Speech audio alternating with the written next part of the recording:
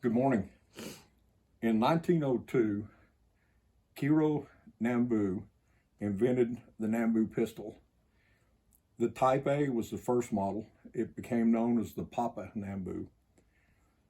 It was designed, but it never was adopted by the Japanese military. It, uh, it was sold to China and Siam.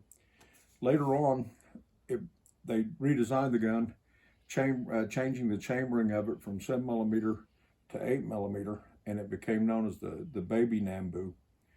This is the Type 14 that I'm holding.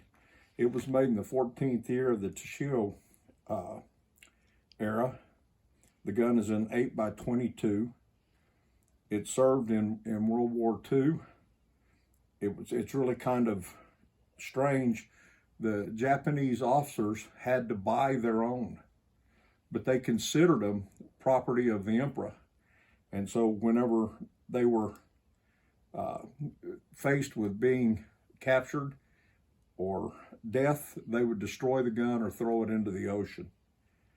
The gun was redesigned with a larger trigger groove so that the fighting in cold climates, they'd have room to put a glove on. The safety on the gun is located up over the trigger guard, which creates a problem for someone trying to handle the gun with one hand and operate the safety. It's pretty much a two-hand operation unless you're left-handed, then you can put the safety on. The gun is featured a recoil semi-automatic. Like I told you, it's chambered in 8x22.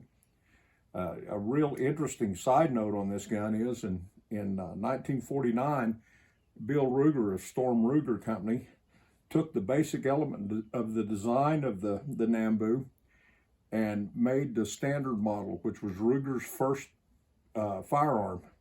It's gone on to become the greatest selling 22 pistol of all times.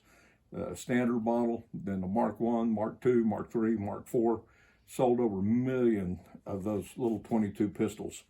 Almost every household that has firearms has one. The Nambu lacked stopping power of the 9mm or the 45, and it was more or less decoration for the officers. There were 400,000 of them made during the wartime, compared to the United States cranking out over 1 million 1911s.